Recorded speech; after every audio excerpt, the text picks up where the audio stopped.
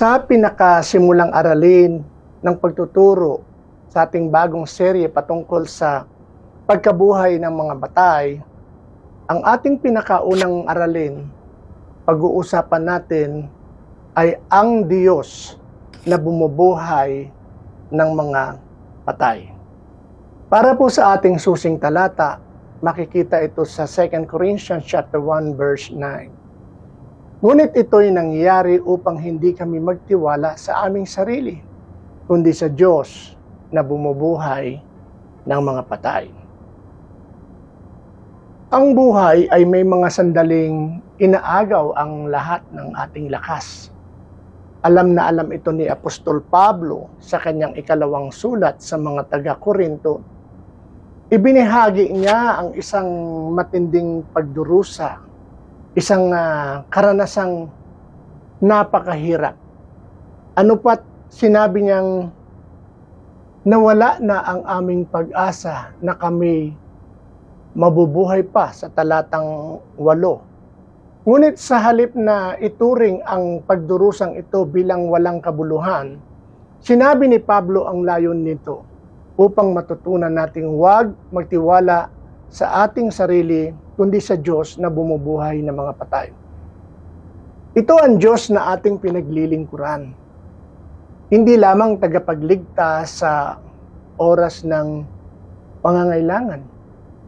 Hindi lamang comfort o kaaliwan sa panahon ng pagsubok, kundi ang Diyos na bumubuhay ng mga patay. At dahil dito, nagbabago ang lahat. Ang katotohanan ng kahinaan ng tao. Hindi itinago ni Pablo ang kanyang pagdurusa o kanyang pagdadalamhati. Sa talatang 8, sinabi niya, kami labis na pinahirapan higit pa sa aming makakaya. Isang dakilang apostol, ngunit durog sa pasanin, nalulunod sa paghihirap. Minsan, hinahayaan ng Diyos ang mga pagsubok na wasakin ang ating ilusyon ng kontrol. Dinadala niya tayo sa dulo ng ating kakayahan, hindi upang tayo sirain, kundi upang palalimin ang ating pagtitiwala sa Kanya. Ang lakas ng tao ay may hangganan, ngunit ang kapangyarihan ng Diyos ay nagsisimula kung saan nagwawakas ang sa atin. Namumuhay tayo sa mundong nagtuturo ng sariling pagsasarili. Ngunit sabi ni Pablo, kinakailangan kong matutong magtiwala hindi sa sarili, kundi sa Diyos na bumubuhay ng mga patay. Ang pagkakakilanlan ng Diyos, ang bumubuhay ng mga patay, hindi lamang tinawag ni Pablo ang Diyos bilang kaaliwan o comfort. Tinawag niya siyang ang Diyos na bumubuhay ng mga patay. Ang pangalang ito ay nagsasabi kung sino siya. Hindi lamang siya Diyos ng kaaliwan. Siya ang Diyos ng kapangyarihang bumuhay. Ito ang Diyos na bumuhay kay Jesus mula sa libingan. Siya ang Diyos na nagbigay ng buhay kung saan may kamatayan. Siya ang Diyos na nagbibigay pag-asa kung saan may kawalan at liwanag kung saan may kadiliman. Ang pananampalataya ay hindi palaging nangangahulugang maililigtas tayo sa kamatayan. Ngunit ito ay pagtitiwala sa Diyos kahit dumating ang kamatayan. Sapagkat alam nating siya'y may kapangyarihan laban dito. Si Abraham may pananampalatayang naniniwala sa pagkabuhay. Sa Genesis chapter 22, inutusan ng Diyos si Abraham na ihandog ang kanyang anak na si Isaac bilang handog. Isang tila imposibleng utos. Si Isaac ang anak ng pangako. Ngunit sumunod si Abraham. Bakit? Sa Hebrew chapter 11:19 ang sagot. Naniniwala si Abraham na kayang buhay ng Diyos kahit ang mga patay. Ang kanyang pagsunod ay nakaugat sa pananampalatayang may pagkabuhay. Nagtitiwala siya na kahit ialay niya si Isaac, kayang ibalik ng Diyos ang buhay.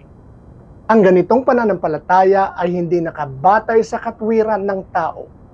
Ito ay lubos na nagtitiwala sa kapangyarihan ng Diyos. Ang kwento ni Abraham ay isang anino ng pag-asang pagkabuhay. Naniniwala siya sa Diyos na kayang gumawa ng imposible kahit na ang pagkabuhay ng patay. Ilapat ang katotohanan. Mamuhay na may pananampalatayang pagkabuhay. Ano ang ibig sabihin nito sa atin ngayon?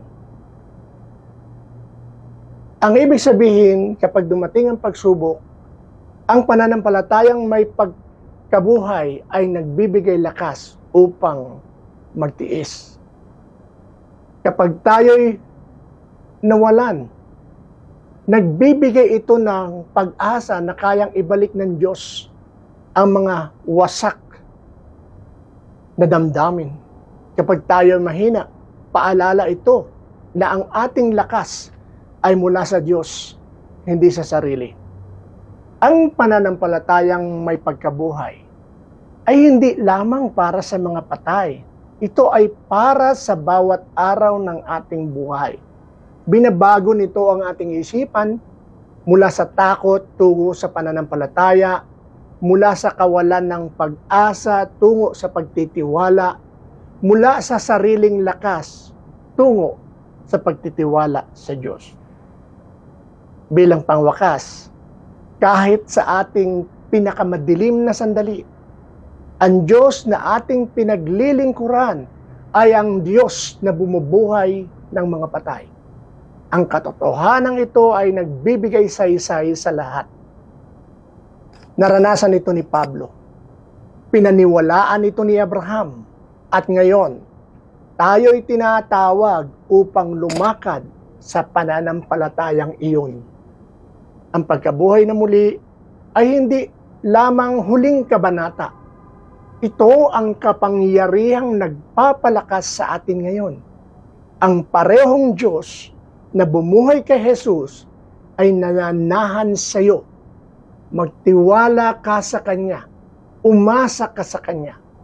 Siya ang Diyos na nagbibigay buhay mula sa kamatayan. Salamat po.